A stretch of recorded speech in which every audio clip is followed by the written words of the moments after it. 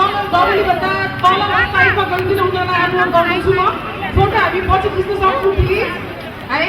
Happy rising र आजको यो राइजिङ हाम्रो धेरै सिग्निफिकेन्ट हुनेछ र यसले गर्दाखेरि नेपालमा धेरै चेन्जेस पक्कै पनि हुनेछ र आजको यो कार्यक्रम यो स्पेसिफिक गरौलीको कार्यक्रममा चाहिँ दुई तिनवटा संस्था छ। म रश्मिला प्रजापति वुमेन एम्पावरमेन्ट नेपालबाट, त्यसै गरी यहाँ हेल्पिटास को स्ट्रिट ड्रामा हुनेछ। योभन्दा अगाडि यहाँ तपाईँले देख्नुहुन्छ 1 बिलियन राइजिङ रेभोल्युसन, यसको बारेमा धेरै भन्न नपर्ला। 1 बिलियन राइजिङको बारेमा हामीलाई थाहा छ है? थाहा छ। हजुर, हामी पनि 1 बिलियन भित्रै पर्छौँ। संसारभरि अहिले यो समयमा 1 billion people are rising and we are among them. Street ड्रामाबाट यो चाहिँ Sami Helvetas, Swiss intercooperation Nepal, change media service र हिमालयन थिएटरको संयुक्त रूपमा यो चाहिँ प्रस्तुति रहनेछ। एकपल्ट उहाँलाई स्वागत गरौँ न भाइ।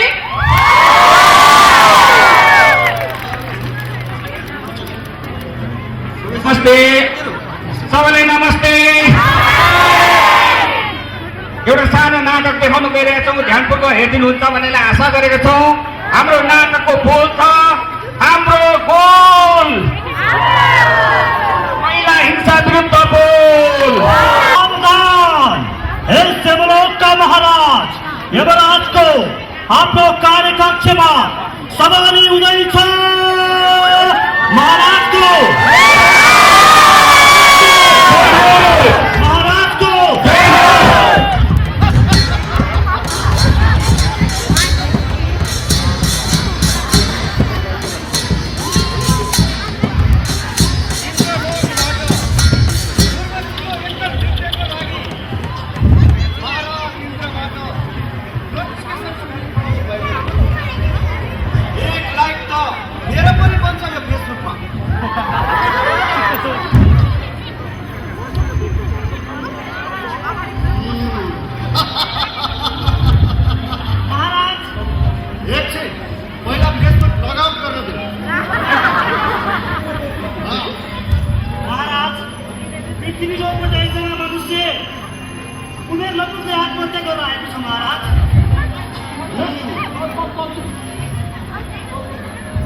यसको नाम हरिप्रसाद बराल, माताको नाम माया बराल, पिताको नाम पत्ता नलागेको। महाराजलाई पत्ता नलागेको लेखेको। तिमीलाई आफ्नो पिताको नाम थाहा छैन? थाहा छैन महाराज। यो कसरी सम्भव? कसरी थाहा भएन तिमीलाई आफ्नो पिताको नाम? आर्थिक अवस्था कमजोर भएको कारण मेरी आमा वैदेशिक रोजगारको लागि खाडी मुलुकको कुवेत भन्ने ठाउँमा जानुभएको थियो। त्यहाँ उहाँले आफूले गर्नुपर्ने काम सम्बन्धी कुनै पनि ज्ञान, सिप, तालिम केही पनि लिनुभएको थिएन। त्यसैले त्यहाँ गएर उहाँले हरेक कामहरू गर्नुहुन्थ्यो।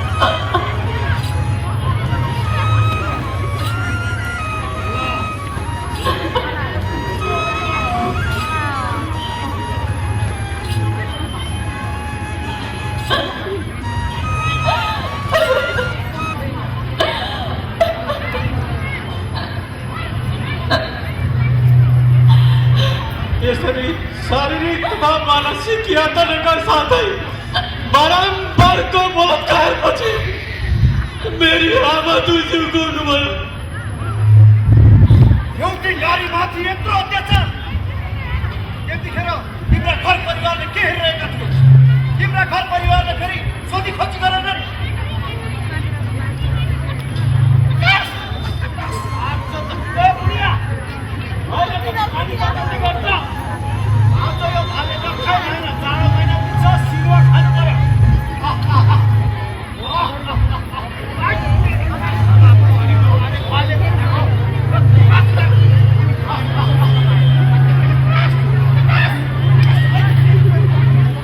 होइन बुढा, के भन्दैछौ तिमी?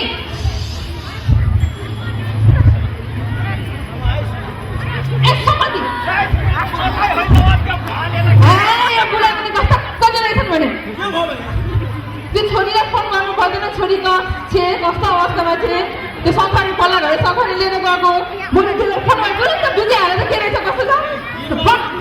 फोन गरिहाल्यो तुरन्त बुझ।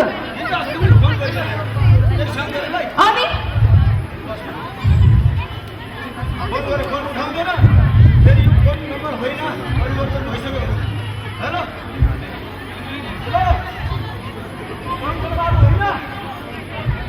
म मायाको बाबु बोलेको।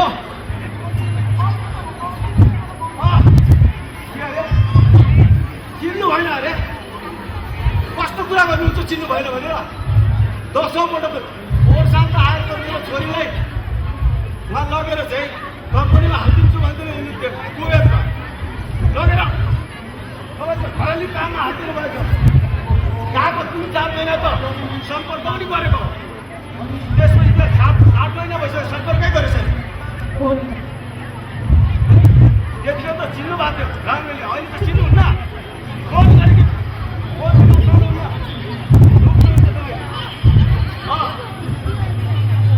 छिमेकी भएर गाउँले भएर घाटो त्यसै पुरा छोरी कुन अवस्थामा छ, मरेको छ कि जिउँदो छ कि हामीलाई सम्पर्क गराउनु पर्दैन होइन? के अरे के भन्यो? होइन हाम्रो छोरी त पर्सि आउँदैछ अरे। यो हो र? छोरी आउने भएछ खै। हेलो हेलो, बुढा फोन त राखिदिए थियो। फोनको कुरा छोड्दै अब बुढी आएपछि त बुढी अब त यो हाल्यो त नखाइ भएर अनि उनी होला। ए बुढा, फेरि भालेको पछाडि लाग्यो त्यो भाले त नि छोरी आएछ काटेर खानुपर्छ क्या। बुढो हिँड, छोरी लिन जाउँ, हिँड भने छिटो।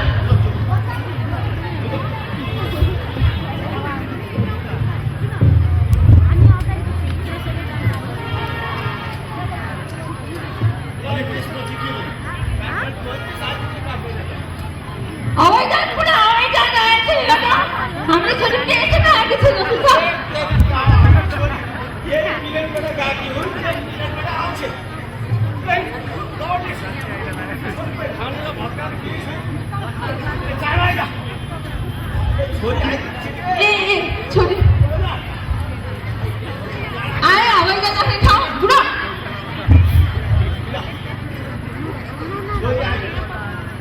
कहाँबाट आउँछ हाम्रो? ए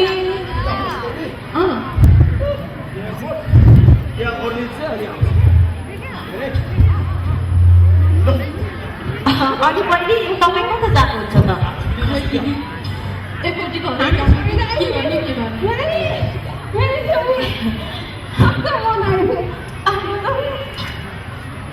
नमस्ते।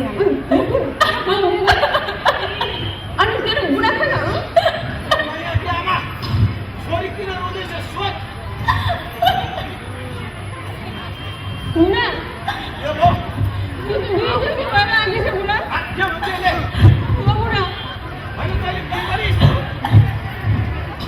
यो नगरी बस्यो नि। अङ्कल होइन होइन त्यस्तो होइन, कुरा यस्तो हो। तपाईँ नबोल्नुहोस्, हाम्रो परिवारको विषयमा के कुरा यस्तो हुन्छ सबै कुरा देखिसकेको यहाँ।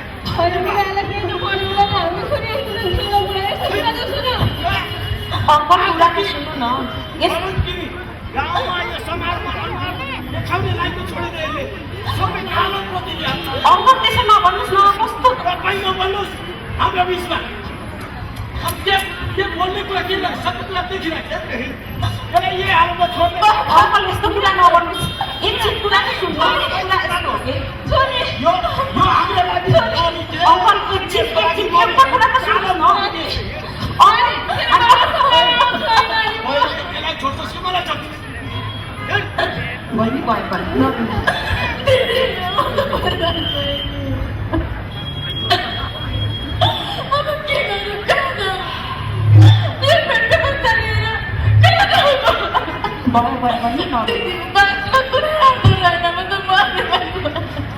बहिनी यसरी आफूले आफूलाई कमजोर बनाउनु हुँदैन के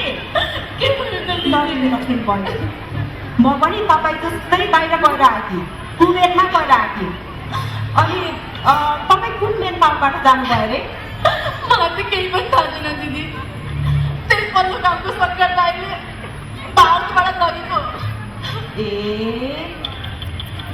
हेर्नुहोस् बहिनी म त यो नेपालको इजाजत प्राप्त मेन पावरबाट गएकी हुँ र त्यहाँ जाँदाखेरि मैले श्रम स्वीकृति पनि लिएर गएकी र एक प्रति मैले मेरो सम्पूर्ण कागज जस्तो फोटोकपी घरमा पनि छोडेको थिएँ ताकि मलाई समस्या पर्दाखेरि उहाँले मलाई खोज्न सकुन् भनेर तर बहिनी मैले त्यो जानुभन्दा अगाडि अर्को पनि काम के गरेको थिएँ थाहा छ मैले कुन देशमा म जाँदैछु के कामको लागि जाँदैछु भनेर सबै कुराको विवरणहरू जानेर त्यो कामको लागि श्रम सिप ज्ञान सबै कुरा लिएर गएकी थिएँ त्यही भएर मलाई काम गर्न सजिलो भयो पैसा पनि राम्रो गरी कमाएँ मलाई त केही पनि थाहा छैन दिदी सिकाउने मान्छे पनि कोही भएन त्यसको परिणाम हेर्नुहोस् न अनि पनि तपाईँ त्यो के भन्छ एनएससी दिन जानु भएन होइन दिदी त्यहाँको नेपाल राज्य सरकारले पनि मेरो कुनै व्यवस्था गरेन बहिनी ठिकै छ यस्तो कुरा यसरी पिल मार्नु हुँदैन आफूलाई पिल मारेर कमजोर बनाउनु हुँदैन के भने नि तपाईँले आफ्नो अधिकारको लागि लड्नुपर्छ अब कुरा बुझ्नुभयो नि म तपाईँलाई सम्बन्धित निकायसम्म पुर्याउँछु म आफै तपाईँलाई सक्दो सहयोग गर्छु कि यसरी पिल मार्नु हुँदैन बुझ्नुभयो दिदी तपाईँ मलाई बाबुले हाल्नुहुन्छ भने म हिम्मत राख्दिनँ मैले विदेशमा पठाएको पैसाले एउटा भित्री हुने कर्मकाण्ड नेपाल सरकार आजमा यसरी पिरामा पठा के हेर्न बसेको छ त्यसको म पनि किन जिम्मेवारी छैन आफ्नो अनि बच्चाको न्यायको लागि लडाइँ छोड्छु र मैले पाउने अधिकार पाएरै छोड्छु हो कुरा त यो त हो तपाईँ तपाईँको लागि म सहयोग गर्छु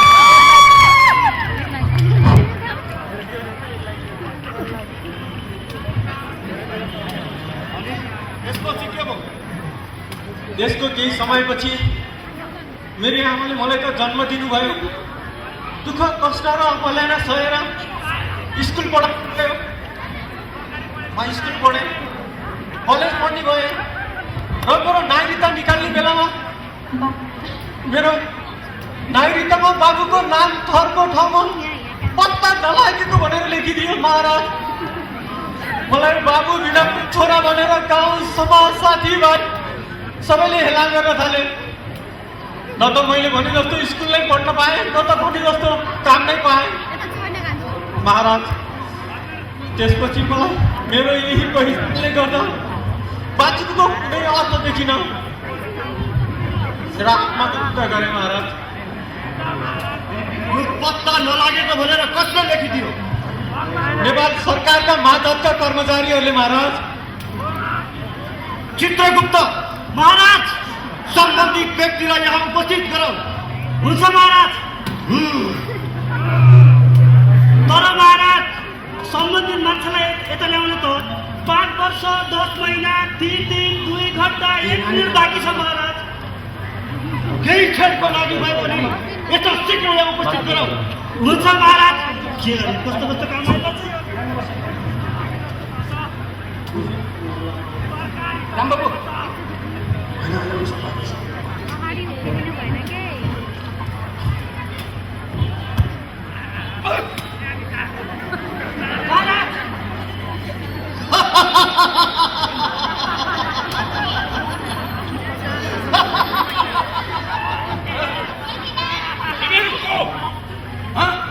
मलाई तिमीले अपहरण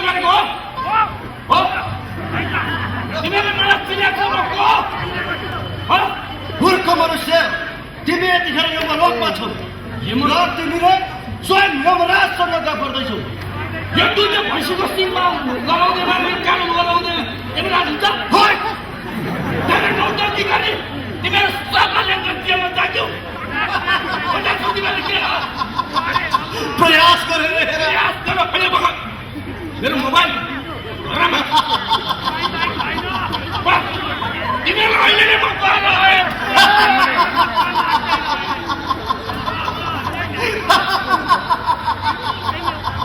मूर्ख मनुष्य, चित्रगुप्त महाराज सम्झन्छु। हो मनुष्य, तिमी साँच्चै नै अहिले यमलोकमा छौ। म चित्रगुप्त र उहाँ यमराज। महाराज म यमलोकमा कसरी? हे मनुष्य, तिमीलाई केही कामको लागि यहाँ एकैछिनको लागि मात्र झिकाइएको। त्यसैले म जाउँ, मेरो काम सक्यो। के कामको लागि होला? एकछिन, न तिमी आफ्नो खुसीले यहाँ आउन पाउँछौ न आफ्नो खुसीले जान पाउँछौ। यो मनुष्यलाई चिनेका छौ? हजुर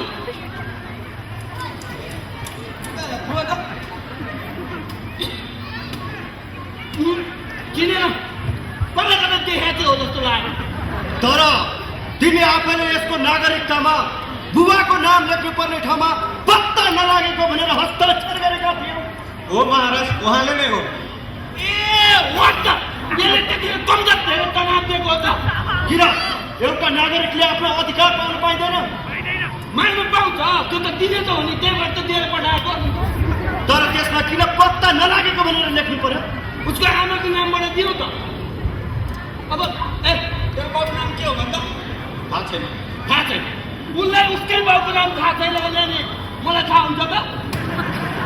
मेरो नाम लिएर भएन, हजुरको कुरा भयो। मूर्ख मनुष्य, त्यसमा कुनै सभ्य भाषा प्रयोग गर्न सक्दैन थियो। त्यही त सबै पत्ता नलाग्यो भनेर लेख्छु। माथिको आदेश यही छ हजुर। त्यसो भएदेखि तिमी अब मर्ते लोकमा गएर हजुर नेपाल सरकार, मानव अधिकारवादी र कानुनविदहरूसँग परामर्श गरी सही र उचित शब्दको छनौट गर्नलाई हार्दिक निमन्त्रणा बसौँ। हुन्छ, यसैले आफै हत्या गर्दा भनेर त मलाई के थाहा छ? यदि यस्तो गर्छ भने त म पनि लेख्दिनँ थियो। आज हजुर एकछिन, आज महिला हिंसाको अन्त्य नभएको कारणले यो पुरुषले आफ्नो जिन्दगीभर धोका र सङ्घर्ष गर्नु पर्यो।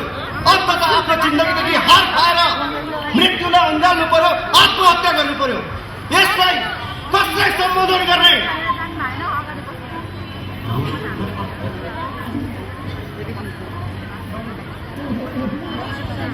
Thank you. हाम्रो गोल, महिला हिंसा विरुद्धको, हाम्रो गोल, महिला हिंसा विरुद्धको, हाम्रो गोल, महिला हिंसा विरुद्धको, हाम्रो गोल, महिला हिंसा विरुद्धको, हाम्रो गोल, महिला हिंसा विरुद्धको, हाम्रो गोल, महिला हिंसा विरुद्धको, हाम्रो गोल, महिला हिंसा विरुद्धको, हाम्रो गोल। महिला हिंसा विरुद्धको।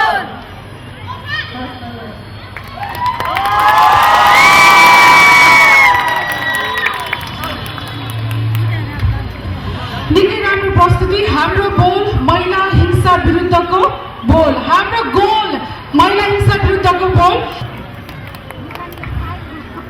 प्राणभन्दा प्यारो लाग्छ, सबैले गर्न सक्नुहुन्छ। मेरो देश कता कता छल्किन्छ त मेरो भवगङ्गा जता जहाँ छन् बुद्धका आँखा। सबैले गर्नु त। स्निग्ध शान्त र सुन्दर त्यहाँ छ शान्तिको क्षेत्र, मेरो राष्ट्र मनोहर प्राणभन्दा प्यारो लाग्छ